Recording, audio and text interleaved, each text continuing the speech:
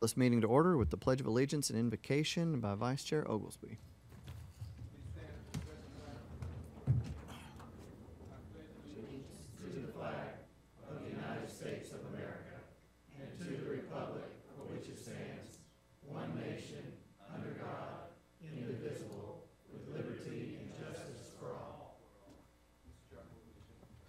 Thank you, sir. I have a motion to approve the minutes. I have a motion and a second. All those in favor say aye. Aye. Opposed is nay. All right, thank you. We have no special presentations this evening, and we have no ordinances on final reading. I do have one thing, Sorry, Mr. ma'am. Chair. I have some guests that I'd like to introduce tonight, All right. if you might. Please. Councilwoman Burrs, is your mic on? It It's real is. quiet. Okay. Is There it we go. not? Okay. So I would like to introduce some special guests. One of them you already know, Aiden Simmons, who is working an internship for the city, but the next two you don't know. And so Lucy, would you stand? This is my granddaughter. This is Lucy Burrs Dane from Cincinnati, and her mom, Dr. Kate Burrs from Cincinnati Children's Hospital. Thank you, madam.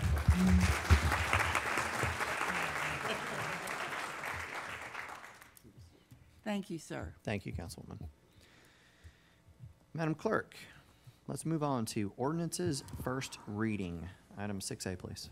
An ordinance amending Chattanooga City Code Part 2, Chapter 2, Article 6, Sections 2581 through 2586, relating to the Memorial Auditorium. All right, Councilman Ledford. Move to approve. Second. All right, I have a motion and a second. All those in favor say aye. Aye. Opposed is nay. Thank you. Madam Clerk, B, please.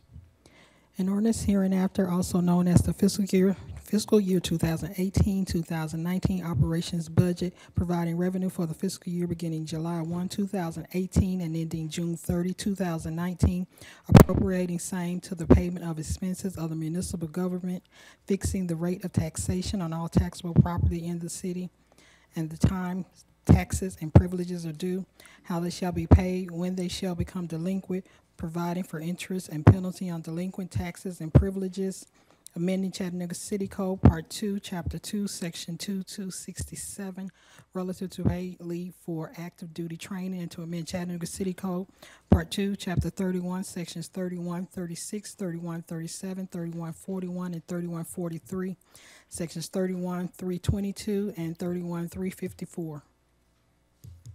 Councilwoman Burrs. Mr. Chair, I have a question for the city attorney.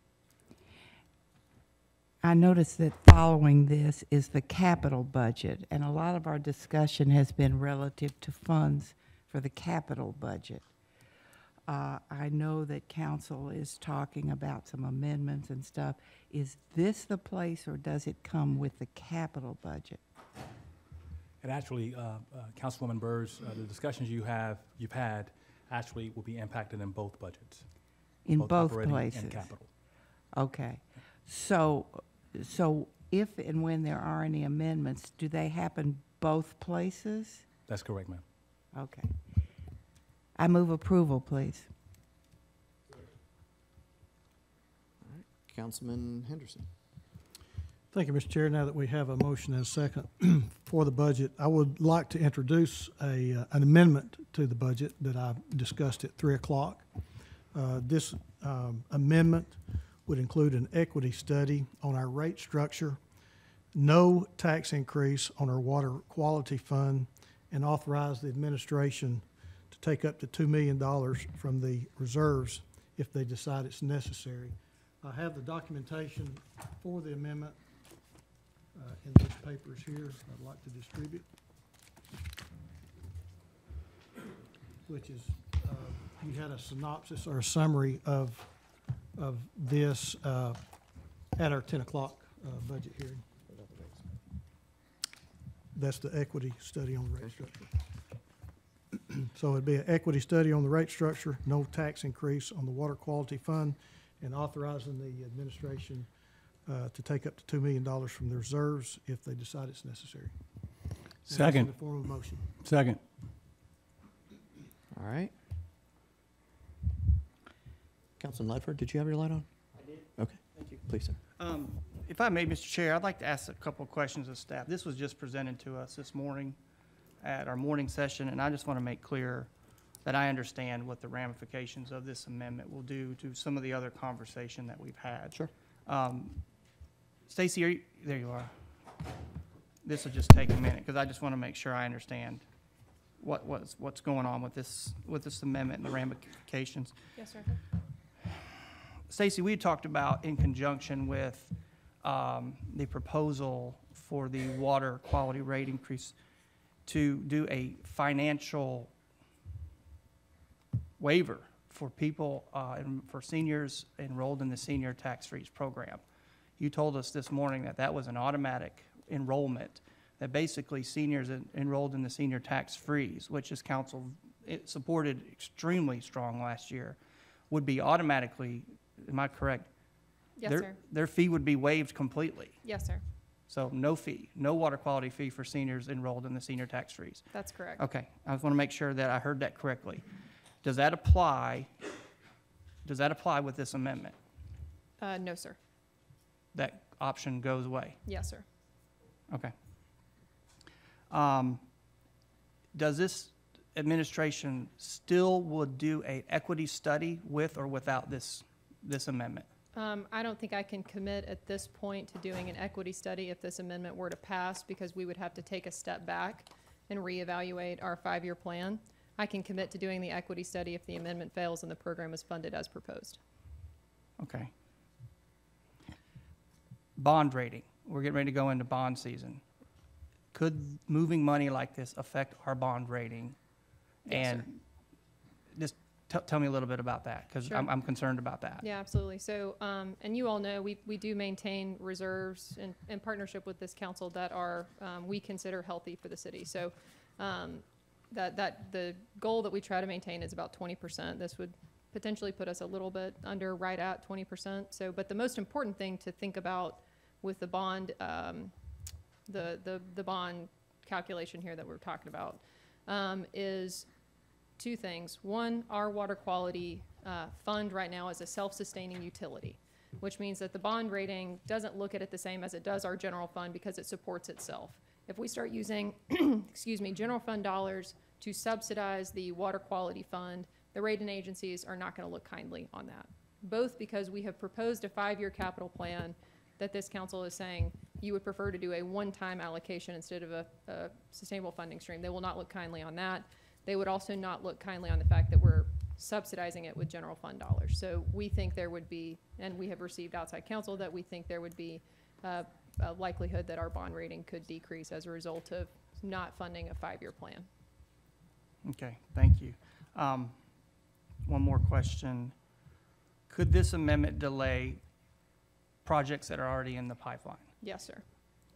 by, At this point, what we would have to do if the council decides to move forward with authorizing us, but not, certainly we would not plan on taking funds from the rainy day fund to fund these ongoing obligations. And so there would result in a delay of projects. And some of those, you can see that in that project spreadsheet, we would be looking at least the ones in 19, and that would impact the rest of the projects in out years because it would push them out. So because at this point we're trying to balance our permit compliance and also some of those are tied to existing construction projects, and we've got a road open, we want to do a separation. If we delay the funding, then we probably need to move forward with the construction costs, so we lose that opportunity to do that project at all. And so at this point, it's too complicated to answer your question as to which projects for how long, but I would feel comfortable saying some of them will be pushed at least a year and back the program up at least a year. that leads me to my last question. And the reason I'm asking this is because this was presented this morning in a formal session to us, and I want to make sure I understand this. This is completely, bottom line, Stacy, really. Are you going to move the funds? No, sir. I appreciate the honest answer. Yeah, my pleasure. We think that we've presented a 5-year plan that sustainably allocates dollars to these programs. And while we respect Councilman Henderson's suggestion, we think it would be overall detrimental to the fiscal health of the city to dip into the rainy day fund to fund ongoing projects. I appreciate the honest answers, and I appreciate your time. Yes, That's all I sir. have. Thank you. Thank you. Appreciate the questions. Hey, Chief, real quick. Yeah. Can, one clarification point. I did hear Councilman Ledford say no water quality fund, or no water quality fees for those that have qualified for the tax relief program. Yes, sir. No fees, period, or no increase in their No fees? fees, period. It would be a waiver. Completely, so even Yes, the sir. 115.20. That's Okay, right. I wanted to make sure that that was Yep, clear. absolutely. Thank you, Chief. Thank you. Councilwoman Burrs. I really appreciate all the discussion that we had today. Part of this I really support, and another part I have questions about. Like, I really think to answer a lot of questions for equity, we need to take a look at this equity rate study thing. I think that needs to happen. Stacy, let me ask a question.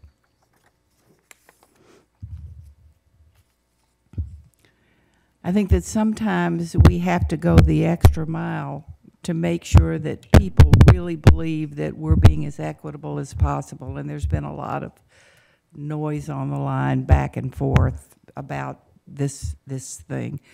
What we're talking about is $11. Is this true? $11 a year, yes, ma'am. $11 a year. If this were to go as presented before the amendment, we're talking about $11 a year. Then next year, we're talking about $22 Yes, ma'am. a year. Yes, ma'am. And then it goes up to whatever. Yes, ma'am. All right. The alternative is to do a study that we don't know, which the council seems to really want, and to do some sort of equitable distribution, which we frankly haven't even dived into that yet. We don't know what it's going to look like, what it would cost. That's true. I don't mean to interrupt you. I just want to make sure I Sure. understand if that was a question. Let me just state our position. The administration is not opposed to finding a more equitable distribution of trying to allocate these fees. We know what the 5-year program costs, and we want to find the most equitable way to fund that. We don't think moving forward with a rate adjustment this year precludes us from engaging in a study and adjusting the burden, the way that the rates are calculated for next year. Well, that's where I'm going. So you're talking about this year would be $11 with the understanding that it's a one-time thing based on the rate study. It is $11 this first year. We would propose it's $11 the first year with the idea that we would engage in an equity study to come back to this council with a recommendation based on the findings of that study to continue to fund the 5-year plan. Okay, and the council very much wants to look at equity. Yes, ma'am. Across the lens board. of that analysis. Okay. Yes, ma'am. So we have spent hours on $11. That's It is it, $11. Yes, And ma'am. now you're saying that because there was so much interest relative to the folks who are hit hard now, our folks that we get breaks to now, you're willing to forgive for them everything. Yes, ma'am. All right. And where would those funds come from? So those funds would be, according to state law, the water quality fees still have to be paid. So it would have to be subsidized. And so we would have to subsidize that through the general fund. And are there But we would partner with an outside agency to essentially do it as a relief program, similar to what we're getting ready to set up for sewer. So it wouldn't be sort of a direct transfer. There would be a little bit of an intermediary, but the constituents would just have a waiver. So the constituents would have a waiver? Yes, ma'am. And everything, so here's where I get hung up. I'm willing to do this 1-year thing, provided that the people that need the help are getting it and couldn't get it otherwise, and that you're committed to an equity study that happens now. So we're really not fixed on 22, 33, 44, and these numbers that get tossed out because we haven't done the equity study. Is that correct? Yes, ma'am. All right. And are there sufficient funds to do the equity study? So at this point, there's. I don't like one tied to the other. Sure, I understand. And unfortunately for us, it's a pot of money, and we got to figure out how to do it. So unfortunately, they are tied. And so what we would like to commit to this council is issuing an RFP, because there's been some ongoing discussion about the true cost of this rate structure analysis. We have estimates internally showing 600 to 700,000. The council has found examples from smaller cities where they're able to get it done for 100,000. What we'd like to do is issue an RFP, go to market, and see what we can actually get. And we'd be happy to work with council on the scope of that so that your equity lens is heard loud and clear, and some of the simplistic elements that have been a topic of conversation are also included in that. And then come back to the council with a plan on how to fund that and how to execute it.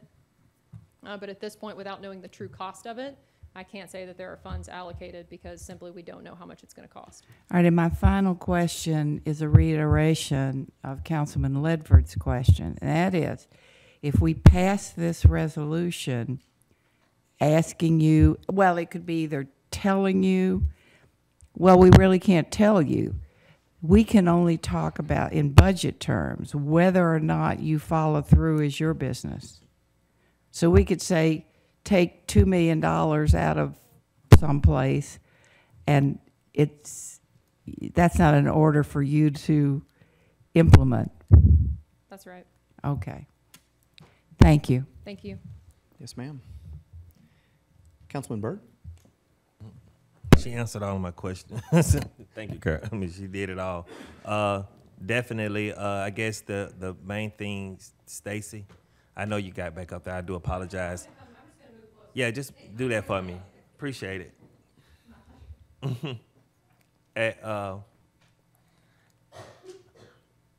At this point, in earlier conversations, I was wanting the public definitely to understand too, is this water quality, this is something that has to happen in the city of Chattanooga? Is it something that we can continue to put off? In our opinion, no. We engaged in the most recent study, which was about $350,000, to come up with a 5-year plan that we think will curb flooding and enhance and sustain water quality and move the city forward, allow for economic growth and a lot of things that are important to this council. And the cost of that is what you see detailed in that 5-year plan. And then the cost of service agreement is where we came up with the rates that have been proposed. So it is our strong opinion that we can't kick this down the road any further, and we need to start moving forward and making progress, recognizing that there may need to be tweaks made along the way to both the project scopes and potentially the rates that you all are going to be weighing in future years. Thank you. Okay. Are you good, Councilman? Yes, sir. All right, I see no further lights. So at this time, we have a motion and a second for the amendment. The last vote we took dealing with the budget started with Councilwoman Burr, so this time I'm going to start with Councilman Oglesby. This is on the amendment that Councilman Henderson has put forward. No. No to the amendment. Yes. No. Yes. No.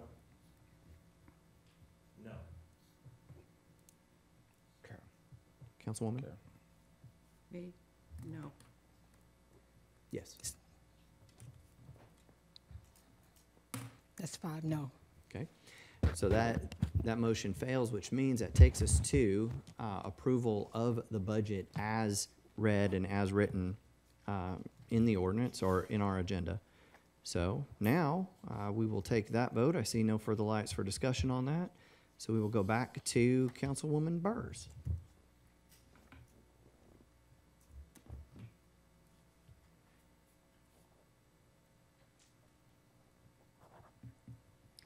You know, I think we have to come together as one group and work through this. It troubles me that we're split on something as important as this. I'm voting yes.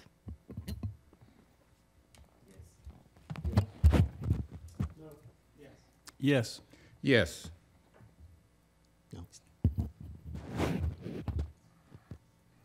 yes. Thank you. Moving on to C, please, Madam Clerk.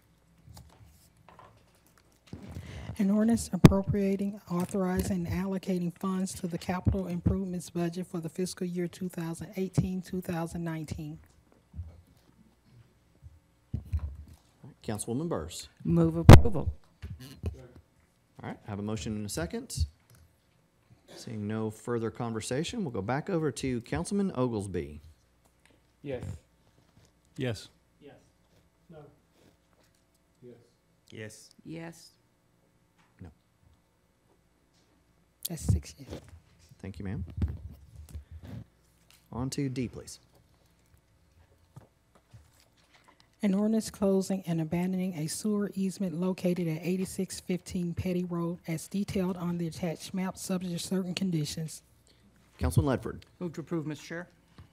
All right, I have a motion and a second. All those in favor say aye. Aye. Opposed is nay. Thank you. Resolutions, Madam Clerk. 7A. A resolution approving short-term vacation rental application number 18 STVR 00025 for property located at 604 Van Dyke Street. All right, is the applicant here this evening? Yes, is there any opposition here? We do have opposition, so we are going to treat these just like we do a zoning case, which allows the applicant 7 minutes to present their case, and then the opposition will have a total of 9 minutes to respond. So if you wouldn't mind, ma'am, if you'd just come up to the mic.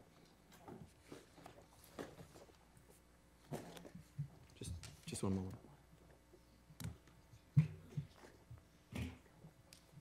Sorry, go ahead. Okay. I'm with Cheryl Properties, and we're from Nashville and Atlanta, and we came to Chattanooga to invest in the city. We purchased several properties, Van Dyke being one of them, for Airbnb.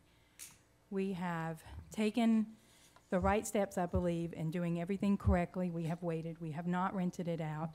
We have met the fire code inspection. We ordered windows, which were fairly expensive to bring the property up to egress. It's fully furnished. Like I said, we've been sitting, paying the bills, paying VRBO or Airbnb insurance, which is very expensive. We've incurred all the cost, and like I said, want to do everything legal. We have a business license. We're ready to pay taxes. And I mean, we haven't had any problems. We haven't rented it out. I plan on renting it mostly to like business individuals or people like that that come into town. It will be set at a fairly high rate, not, a low rate. We're planning on quality people renting it. And I will be taking care of the property personally myself, and I live within 15 minutes of the property. Okay. So. That's it. Councilman? Let me ask a couple of questions, if you don't mind. I know several of the properties, especially that's non-owner occupied, have installed some kind of like noise alerts on their properties. Are you aware of anything, in that nature? Have you planned on putting anything that maybe would trigger a noise alert to let you know maybe when things are getting a little out of hand? I haven't, but all my neighbors do have my cell phone number, so if there's any issues, they are always free to call me at any time. I can put cameras up if I need to. I mean, I'm willing to make my neighbors happy because obviously, we all have to get along. And Okay, and so when you say your neighbors have, tell me a little bit about who you don't have to give them names, but just around you, have you talked to neighbors all around you or so the one next to me that's opposing it, I have spoke to them. They said they would be here tonight. I don't see them. The neighbor across the street seemed fine. The house right next to me just sold, so they're in the middle of fixing that up. And I haven't spoke to the owners of that property, but the lady next door and then another one across the street from her all seem to be fine with it. And they all have my number. Okay, all right, thank you. Mm-hmm. The opposition?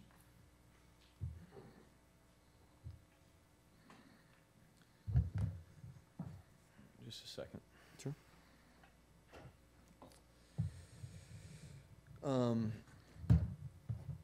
Dear council members, If you- I'm in sorry. opposition Will you of the VR. start by giving us your name if you will? Oh, Sergeant Wise, and I'm at 602 Van Dyke Street, Okay. 330 Stringer Street, and 538 Cherokee Boulevard, directly across. They all touch Okay. her property, basically.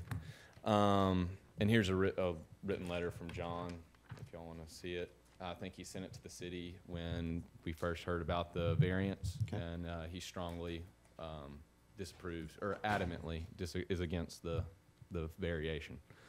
And I guess this is my spiel now, being I bought the houses from him, and so I'm starting up, and it's a great developing neighborhood. But let me get to it, I guess. I'm in opposition of the VRBO and short-term rental in our neighborhood for many reasons. Short-term rentals are only beneficial to the homeowner, not to the community surrounding it. It brings along a variety of different issues, such as improper vetting of potential renters, causing disputes, confrontation, and it also sets a precedent in the neighborhood for, VRBO, short-term leasing style. It'll set a precedent against the regulations and restrictions that are in place now.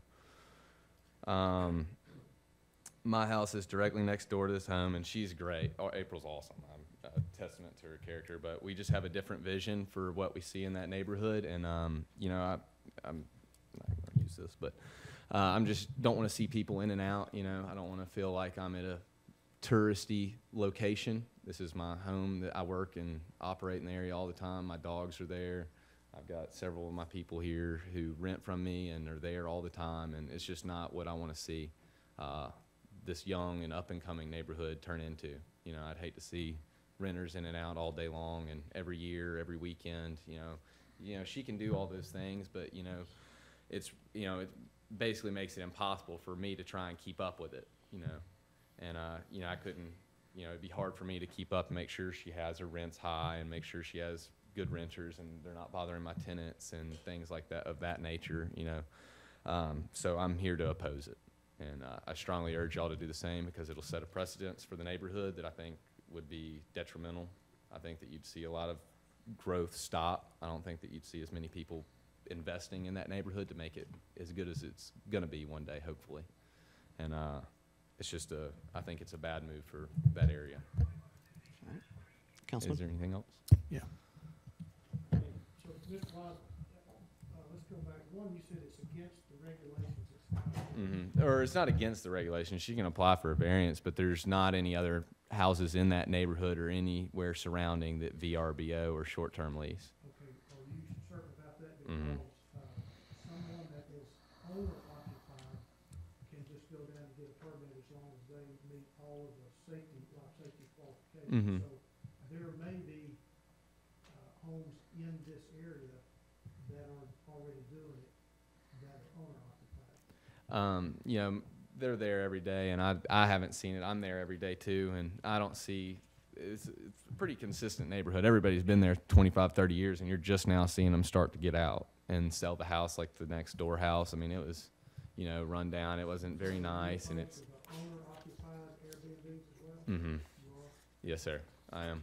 Okay, so the properties that you listed to begin with, Yes, sir. are those is that where you live, or are I did live there for a while, but I moved to Texas, and I couldn't afford to just sit on my house, and so I found a long-term tenant to take my space and take care of my dogs while I was away. Sir? these are rental properties that you own? Yes, sir. Long-term. So so from what I hear you saying is that your concern is with the value of your property, at least that's the. And it also, I mean, we have $6 million roundabout invested in this little area, and between John and I mean, we have everything to lose. While I can appreciate that, I've talked to realtors, Mhm. I've talked to the assessor of property, and at least as of now, I can't find an argument for the fact that it devalues your property or that it actually helps your property. Some could actually argue the fact that you're. But it also hurts the community that's there.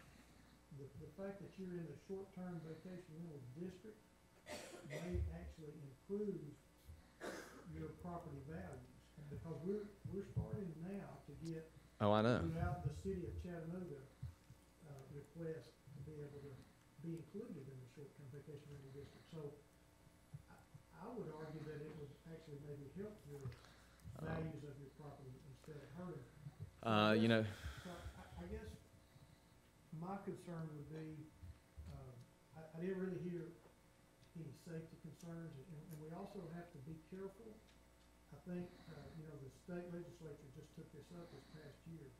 Because our ordinance was already in place, we were grandfathered in because of the ordinance that we had. But many of the cities now around the Tennessee area cannot regulate short-term vacation rentals like we can now. I don't want to invite them to come regulate this for us. So I wasn't hearing any concerns about safety issues that you feel like may arise.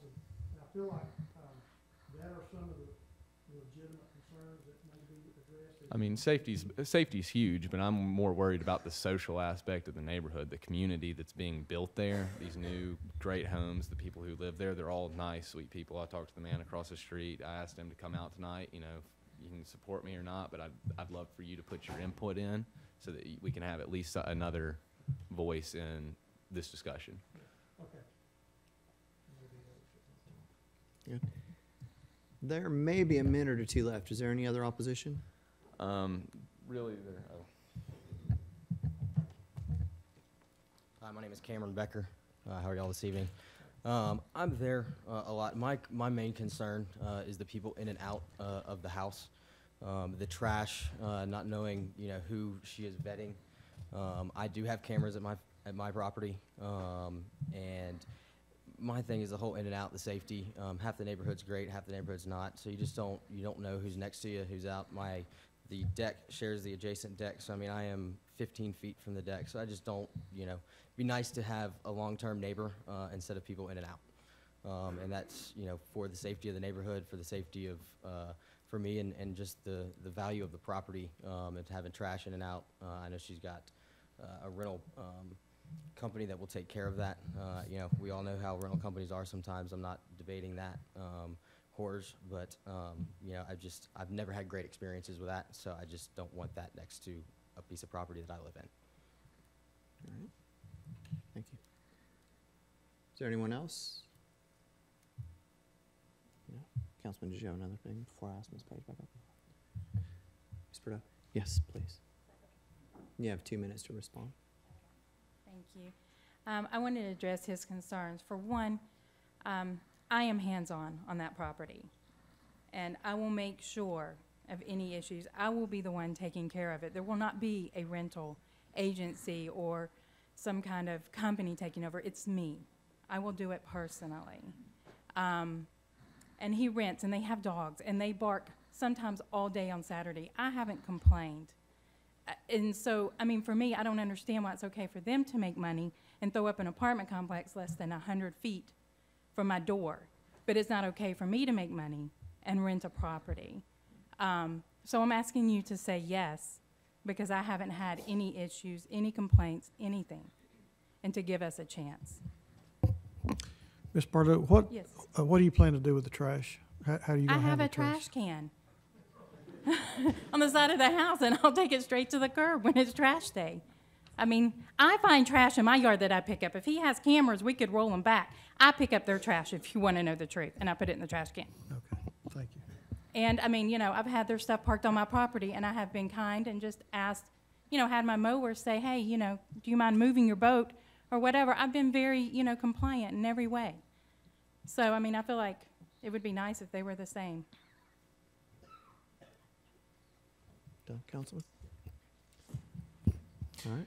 Councilman Henderson? Mr. Chairman, I take the objections that's been raised very seriously. I have spent some time speaking with real estate agents, with the Realtors Association, even the property tax assessor. There's just no documentation that says that, short-term vacation rentals help or hurt your property values.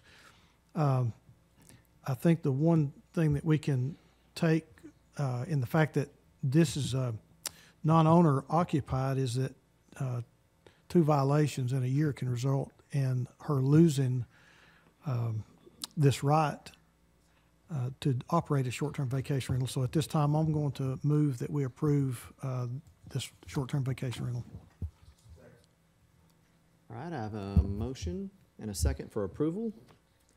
Seeing no further lights. All those in favor say aye. Aye. Opposed is nay. Thank you. Madam Clerk, B, please. A resolution approving short-term vacation rental application number 18 STVR 00024 for property located at 1210 Russell Street. All right, is the applicant here? I'm taking that is, it's fine, it's fine. Just need the applicant first. And then I would love to see if there's opposition here. Move approval. I have a motion and a second. All those in favor, say aye. Aye. Opposed is nay. Thank you. C, please. A resolution approving short-term vacation rental application number 18 STVR 00034 for property located at 909 Barton Avenue. Is the applicant present? Yes, sir. Yes. Is there any opposition present? Move approval. Have a motion and a second. All those in favor say aye. Aye. Opposed is nay. Thank you. D, please. A resolution approving short-term vacation rental application number 18 STVR 00035 for property located at 905 Hickson Pike. Is the applicant present? Yes. Is there any opposition present? Move approval. Have a motion and a second. All those in favor say aye. Aye. Opposed is nay. E, please. A resolution approving short-term vacation rental application number 18 SDVR 00030 for property located at 563 South Crest Road. Councilman Henderson. Thank you, Mr. Chair.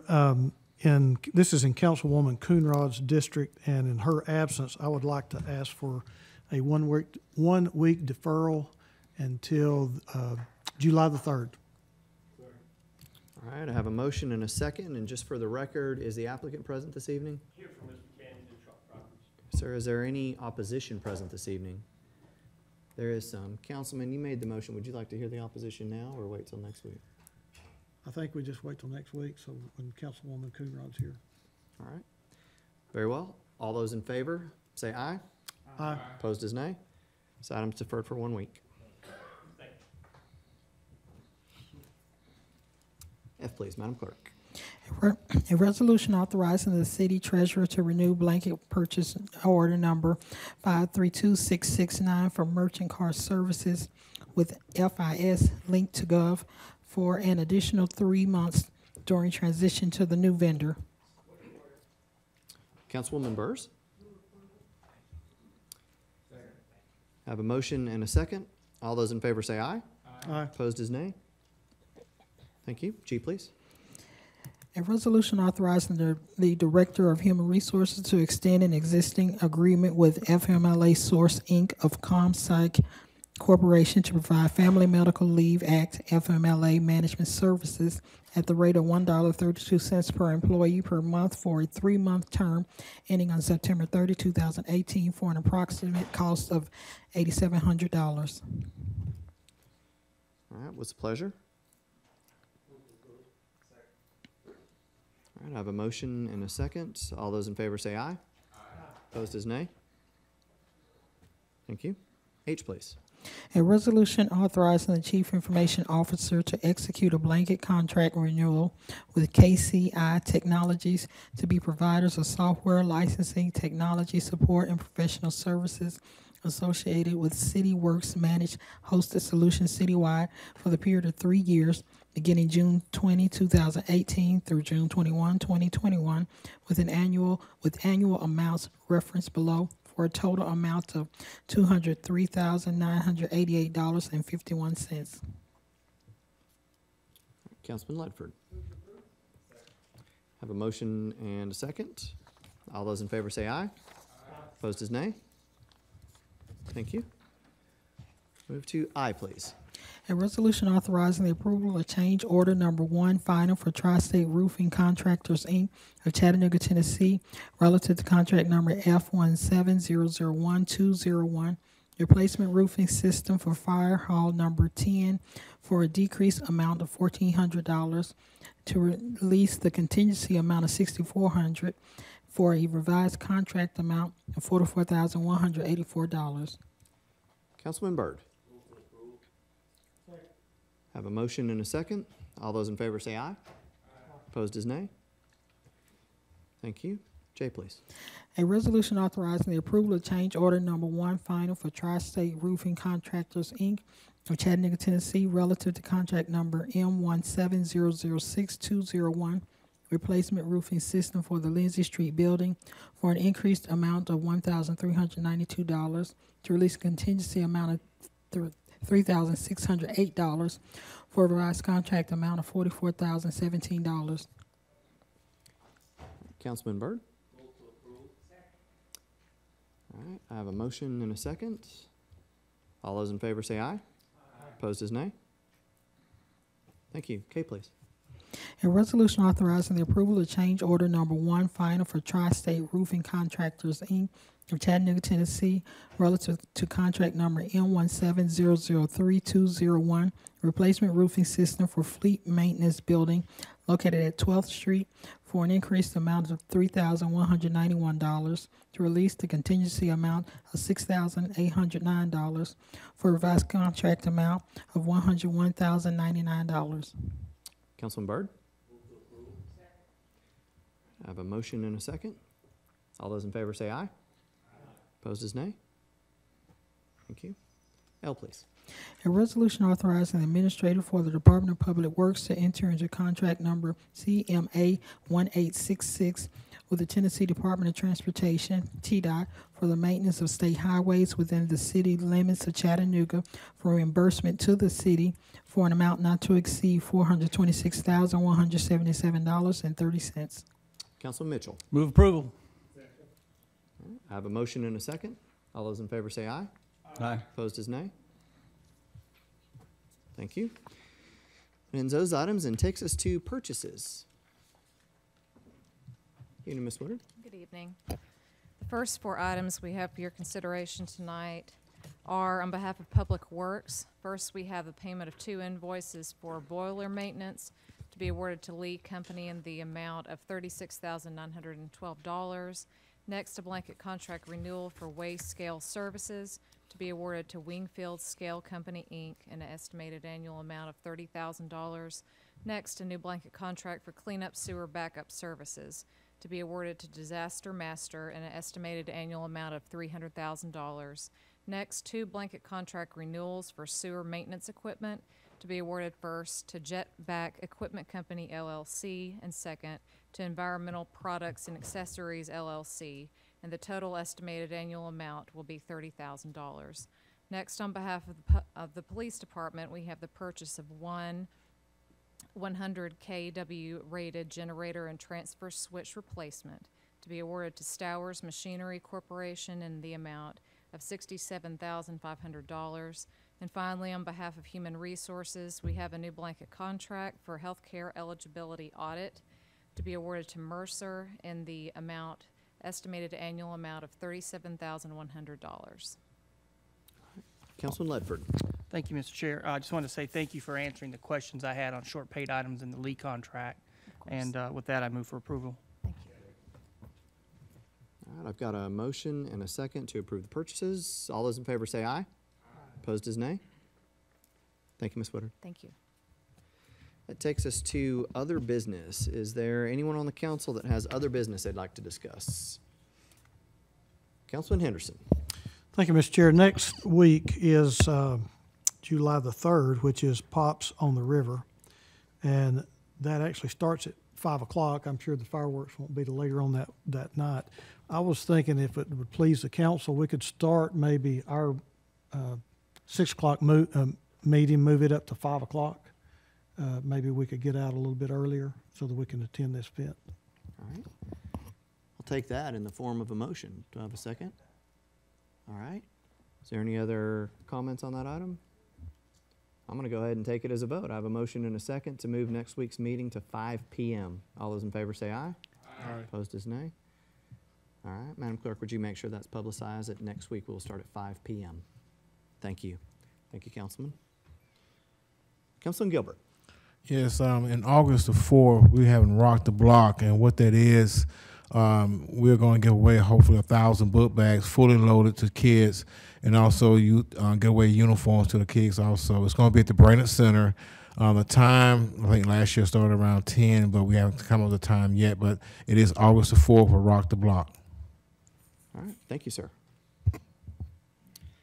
Is there any other business? All right, seeing no lights. That takes us to committee reports. Councilman Oglesby. No report, Chairman. Councilman Mitchell. You do that really well. Yeah, Mr. Chairman, thank you. We did have a Public Works and Transportation committee meeting today, and we will have one in another 2 weeks. I believe that would be July 10th, following agenda session. Thank you. Sounds good. Thank you. Councilman Ledford. Thank you, Mr. Chair. We will have planning and zoning immediately following agenda next week. We will rocket through that rather quickly, Mr. Bridger. Yes, sir. Thank you very much. Thank you, sir. Councilman Anderson. Councilman Gilbert. Councilman Byrd. Councilwoman Yes, sir. Burrs. We had our final education session with budget and finance and had our first vote on the budget tonight. Second vote will be next week. Thank you, ma'am. All right, that takes us to the point on our agenda where we recognize individuals wishing to address the council on non-agenda items. Is there anyone here this evening? Come on up. Mr. Attorney, would you please read the rules? Thank you, Mr. Chair. Anyone interested in addressing the council who's not named Quinston Coleman? Good to see you, Quinston. Will be recognized at the microphone. Given 5 minutes, unless the council provides for additional time. You can't use any personal attacks or can't personally attack or personally denigrate others. You can't use any vulgar or obscene language, and can only address council matters within its jurisdiction. Other than that, Mr. Chair, I do think there's one person that is on that list. Okay, I do. Thank you. Good evening, Mr. Coleman. Good afternoon, evening, Mr. Chairman. Since I've been identified for the record by the city attorney, my name is Quinston Andre Coleman, and I'm here today just for a simple matter. I'm going to read it so I know I get through in my 5 minutes, if I could find it.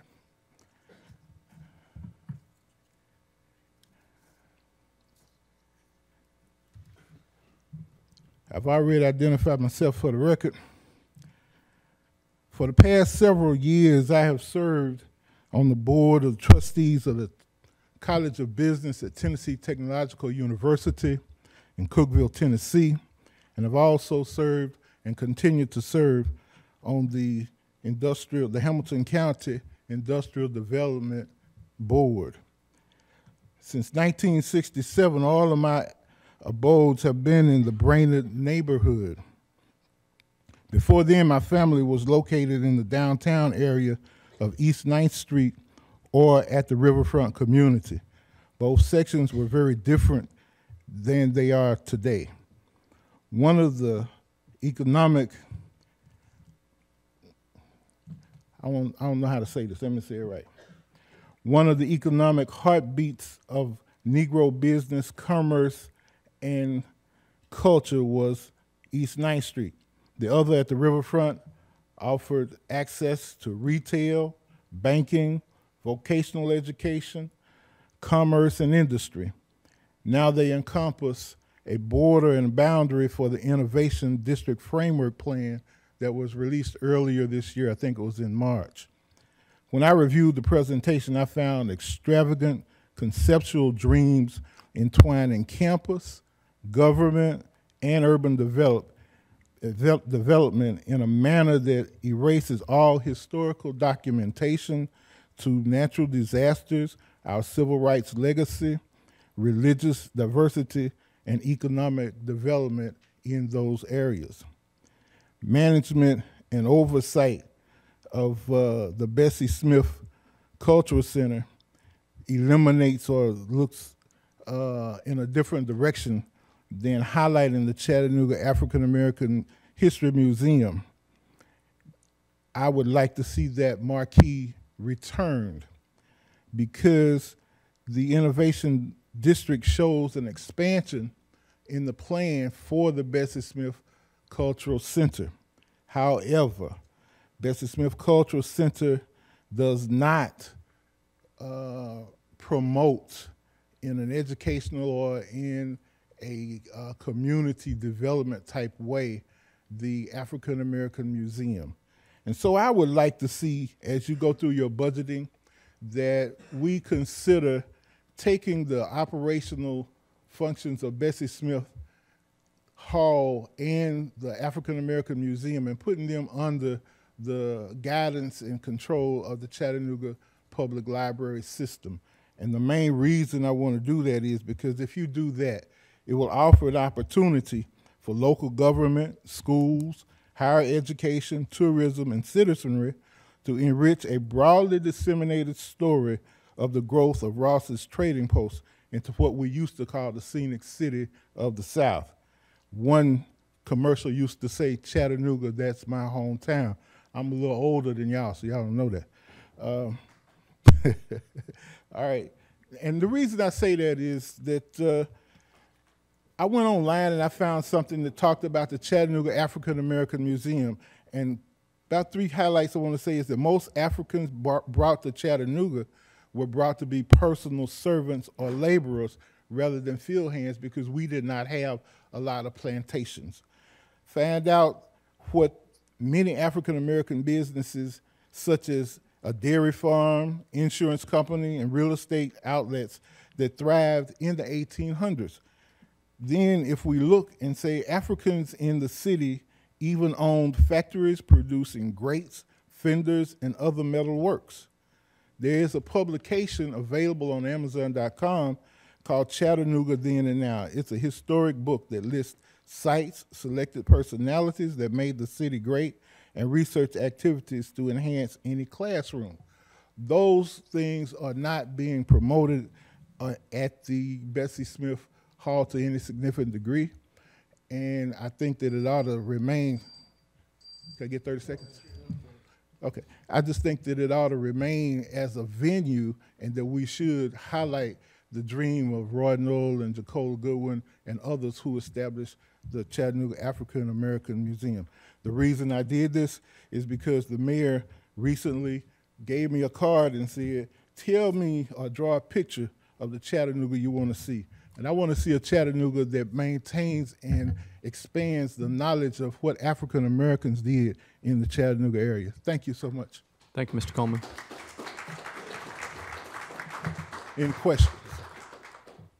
I see none. Thank you, sir. Thank you.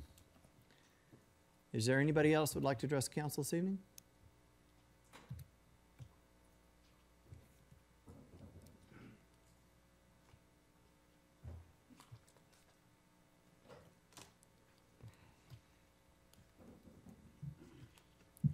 Yes, my name is Christopher Dahl, and I live at 2020 East 12th Street in Highland Park.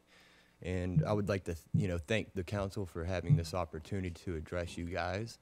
And I would just like to say that I sent an email out to each one of the council members today via correspondence with the mayor's office, and it pertains to the rules of speaking and how we can engage the council.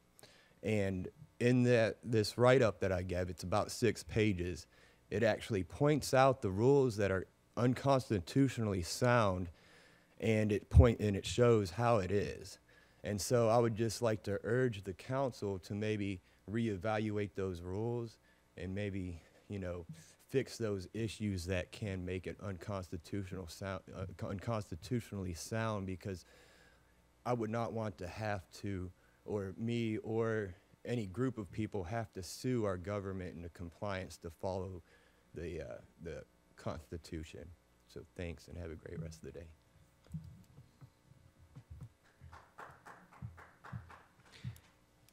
Is there anybody else who would like to address the council this evening? Yes, sir. Come on up.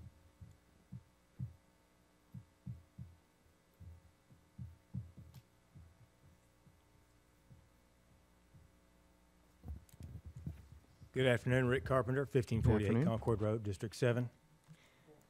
4. So many districts. Get around to them all, see them all, seen it all. Is the city council following its own amendments? Can this governing body demand of its community not to be disparaging while itself does not abide by its own requirement? For what is the act of censorship if not ultimately disparaging, denigrating? What is it to limit members of the Chattanooga community to speaking and participating in this so presented public forum to exclude, intentionally ban comments from the taxpayer, your constituents, if not at the least disparaging, denigrating? What good is a free and democratic society if that society is muted? Is this city council derelict or operating in the good faith when it enacts any censor of the public that has elected these very members of the same community to represent their interest? How can this city council know the community's always changing needs week to week when it sets forth by intention to silence that very community, therein not fulfilling their very responsibilities? Is this not denigrating? Is this not disparaging?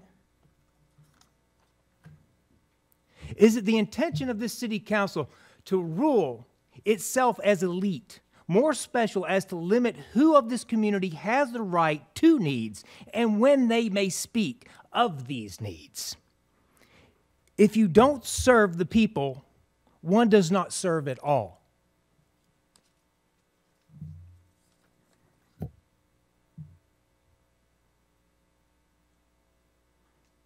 What is a community to think when it sees its representatives so removed from servicing the people by litigation so constructed to only create litigation itself?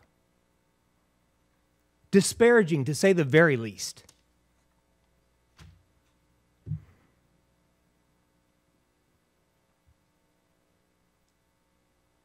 Hypocrisy may not view itself disparaging. However, in this setting, who is to say when amended from participation and speaking what is denigrating, what is disparaging? Serve the people. Thank you.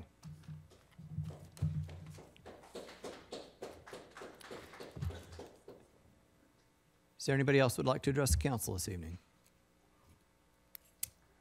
Seeing none, I'll entertain a motion.